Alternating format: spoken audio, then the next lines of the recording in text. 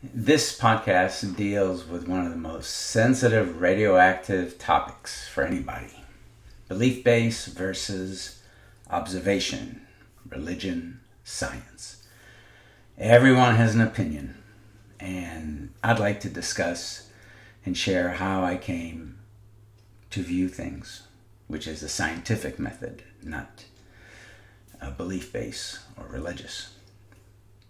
To give you a little bit of background as to where I came from, I was born in Jerusalem, very close to the Old City, and that is the center of Islam, Judaism, and Christianity. You couldn't find a more religious location on the planet.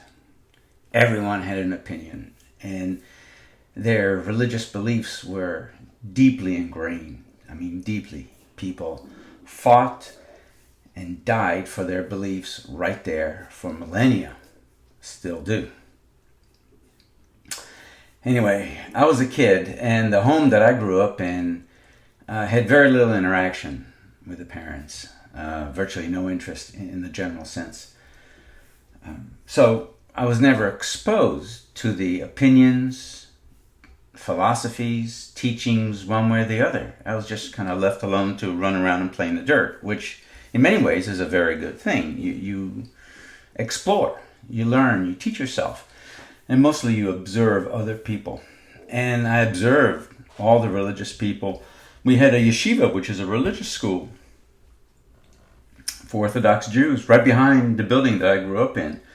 So I got to know those boys very, very well. Painfully so on their belief system, and we can get to that in another talk. But anyway, I was just exposed to it. And back in the day, we didn't have air conditioning and so forth. And in Jerusalem, in the summer months, it's absolutely lovely. And I was born in 58. So back then, when I was 5-6 years old, there was no light pollution to speak of. And there was very little noise, a few cars. It was just an emerging new city next to the very old city. We were about a few kilometers from the old city, just very close. And we lived on the top of a building that had a terrace, a very small terrace. And on the hot summer nights, we would often throw a mattress on the terrace because it was nice and dry, and sleep outside. It was comfortable versus being indoors. Again, no air conditioning or modern conveniences. So you're looking up, and I'm a very light sleeper, and it's always taken me forever to fall asleep. So I would look into the heavens, and stunned by the complexity of the stars. And there's something that tantalized about what they were. How did they get there? How long have they been there? Why do they twinkle? And why do they seem to move? Not very fast, but they move. And as a kid, I would often ask questions from anybody and ask them, what does it mean? Where do the stars come from? How do they get there? And in Jerusalem, you can imagine, you ask a simple question like that and you get 100 different answers. So no one had a compelling answer, let alone a scientific one. I didn't come across any scientists. That would have been interesting if I did, but I didn't. And most people had no clue, no idea. And they said, well, they've always been there ever since creation, and why are you asking these questions? That was the tone of most people. And I asked religious scholars and folks who were classical in their study in Arabic culture and Judaica, and everybody. No one knew.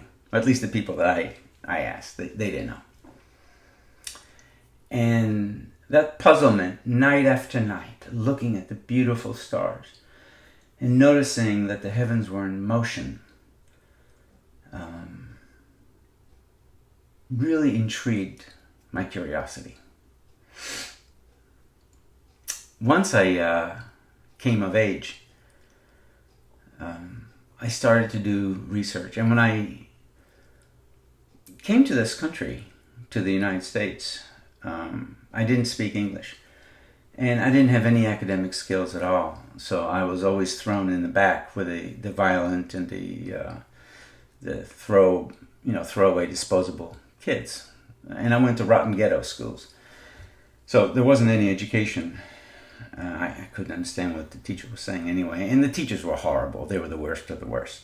In other words, I got no education. So I was self-taught. And I started to read certain books and documentations on my own. And that curiosity, once I learned the language, really allowed me to read many great works of art. And at the very end, after years and years, I'd say maybe in the last 3 years, so I'm an old fart now, I had 57 turns around our star. A couple years ago, it finally sunk in as to all the evidence, all the information, and I was able to really understand the meaning of existence from my perspective. So I thought I'd share that with you. I don't believe in religion. I think religion, organized religion, all religions, all flavors, are just an exercise in myth, practice, dogma. It's a belief-based system. You're raised, you're programmed, you're indoctrinated to think a certain way, not to question certain things. You grow up believing it, and you're rewarded for that in many ways, emotionally, physically, economically, on. And you pass that to your children or to some friends. That's the belief base. And then you have the scientific observation thinking, the one that I inspire to. And this is how I envision it. So about 50, 60,000 years ago, our great cousins, somewhere in East Africa, living in a cave, bearskins, spear, have language capability. And among every cave, there was the elder, and Grandpa Thag, we'll call him, wearing his nice bearskin. One fine day, saw a purple mushroom. Ate it. Began to hallucinate. And in his hallucination, he totally believed in a giant purple saber-toothed tiger. Now, he may have seen a saber-toothed tiger, but it wasn't a giant. Those cats are very large, 400 or 500 pounds, but in his delusion, it was giant. It was 10 stories high, huge. And he believed it because he was under the influence of the opiate. He's got his little grandkids, right? His two little kids with little bear rugs. Zag believes everything his grandpa says, belief-based. And the myth is you never ever leave the proximity of the cave because there's a giant purple saber-toothed tiger and he'll kill you. Even if you're starving, you can't. And it's true because Grandpa said so. Belief-based. Now, another grandson. And this kid, Dag, also bearskin, he was more of an observational guy. Yeah, he knew Grandpa was cool and sometimes a little funky, especially when he ate the mushrooms that he shouldn't. And didn't quite believe everything Grandpa said. Just things didn't add up. And after a while, people were getting very, very hungry. The food ran out, the little animals didn't come around, the roots, the grubs that they ate, disappearing. And they had to make a decision. Do they stay in the cave with dwindling food, or do they go out? And the myth was very strong, very powerful. Purple saber-toothed tigers out there, eat your life. And this little grandkid decided to investigate for himself. He had nothing to lose, didn't want to starve, and he was getting there pretty close. And he went out and investigated, and after a couple of weeks, he discovered that there really was no purple saber-toothed tiger. It was a myth. He survived. His brother, bearskin, perished, starved to death. Belief versus investigation. Science versus religion. I'm going to call the cave mentality religion. That's the hallmark of my discussion. Do you go on your beliefs, what you were taught, what you were programmed to, what you were indoctrinated to by all of your society, government, religion, church, synagogue, mosque, temple? Or do you independently research, question, ask, observe, only through observations?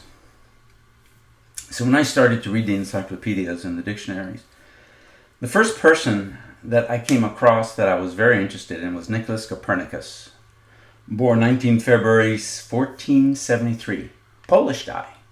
Back then it was Royal Prussia. Now it's Poland, of course. And he was a scientist. That means that he didn't trust political dogma, religious dogma. He observed. And one of the things that he observed, what we call now the heliocentric principles, was that contrary to common understanding at the time, the Earth wasn't the center of our solar system. That was the universe at the time. It's all they could see with their eyes. And he said, no, the planets, Earth, Mars and Venus, and I think those are about the only ones that he knew of at the time, spun around the sun. That was radically different. The main reason was that the religious teachings of the church in Rome was Earth was the center of the cosmos. The sun spun around the Earth. Now, in its defense, the church had astronomers and scientists, and they made some amazing observations, but they were terrified to challenge the teachings of the church. All organized religions are not open-minded. They're dictatorial by definition. So these researchers, these scientists in the church, kept whatever observations they made quiet and secret. Many of them feared that they were somehow possessed. Remember, everyone believed greatly in demons and witches and spells and so forth. So from the church, what Copernicus was saying, again, he died in he was born in 1473. He was saying that Earth and other planets go around the sun, not the vice versa. Very controversial. He was terrified to publish. Smart man. He knew something. But he wrote it, and it became essence, one of the great works of science, modern science. So we're talking about 1400s, so about 600 years. Christianity has been around for 2,000. Judaism 5, Shinto, Buddhism, whatever. We're talking a couple thousand years, if that. So we had 2,000 years of dogma, of the ruling, prevailing religion, which at that time, the church was the state. The church was the military. The church was the school. Only the privileged clerics were able to read and write in Latin. Make sure it was very hard for the common person to read. Copernicus, first one, about 600 years ago. Next person I read about was one of my favorites, Giordano Bruno. Poor guy, died 17 February 1600. An Italian guy. He was a friar, Dominican friar. When was he born? Born Filippo Bruno an Italian Dominican friar, philosopher, mathematician, poet, and astrologer. Celebrated for cosmological theories, which went even further than then novel Copernicus. I'm reading this from Wiki. He proposed that the stars were just distant suns surrounded by their own planets, and raised the possibility that these planets could even foster life in their own philosophical position known as cosmic pluralism. This is so neat. This is hundreds of years ago. He also insisted that the universe was in fact infinite and could have no celestial body at its center. The reasoning and the genius of this man. Now remember, he's a religious guy. He's a friar. He was brought and taught to study the religious theocracy that said, no, the sun is perfect. The sun goes around the earth is a center. His observations were saying, no.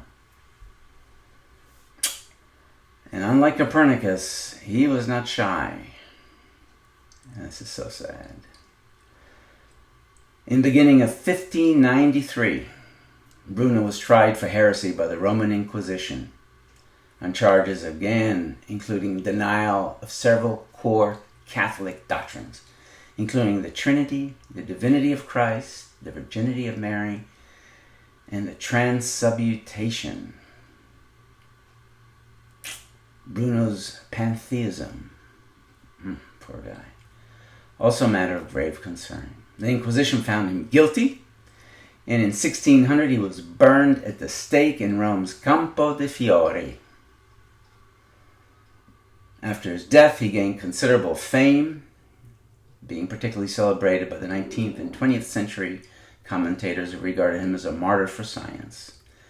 And although historians have debated the extent to which the heresy trial was a response to his astronomical views and to other aspects of his philosophy and theology, Bruno's case is still considered a landmark in the history of free thought and the emerging sciences. 1600, Burnham. The idiocy of dogma, right? If someone is challenging your thoughts based on observation, the motive is pure research, intellect. Burned him. Horrible. Next scientist, real scientist, Galileo Galilei. My favorite dude, Paisano. Died 8 January 1642. He loved the telescope. He didn't invent the telescope, but he really used it. I think the Flemish developed the telescope. Nothing but a tube with optical lenses, magnifying. And this guy, Galileo Galilei, loved to look at the sun through a very special filter. He made his own filter. I think he even made his own telescope. And again, he was a religious man. He made sure that his daughter received religious training and was going into the convent because of piety. He felt it was very important. He was a religious man. And in his observations, Galileo, and you should see his sketches, absolutely beautiful. He's looking through a very thick filter, middle of the day, in the Tuscan sun. And through the filters, he's noticing that the sun has blemishes. It's not perfect. It has spots, hence the term sunspots. Now, all he's got is a little wooden telescope. It was not very long, but it was enough to magnify. And he says, whoa. The religious teaching of the church, the sun is perfect. Perfect. I'm seeing spots. And the cool part was that he would draw them at different times of the day and the season. So it wasn't just a casual, oh my God, something is not right, and he ran and screamed. Scientific based. Let's see if it shows up tomorrow, and the next day, and the next week, and on and on and on and on. And not only do the spots remain, But sometimes they moved to different locations on the sun. And sometimes they disappeared. He had no clue. Sunspots, what were they? He had no idea. He started asking, and he published in Latin because he wanted the opinions. And he says, yeah, it's not a mistake. Surely somebody else has seen it. And what is it? I want to know. I'm curious. Oh boy, did I get the Pope mad. Now remember, the Pope, he remembered Cardinal Bruno in the Campo Fiore. You know, people remember when you burn someone, especially a cleric, you burn them at the stake. Not too long ago. Galileo was almost tried. And in some ways he was. He went before the Pope, there was a commission, and so forth. He was put under house arrest. His daughter was in prison in a horrible convent, not for religious teaching, but for torture. Held as ransom. If Galileo didn't recant and stop publishing, his daughter would have died. And they were starving her.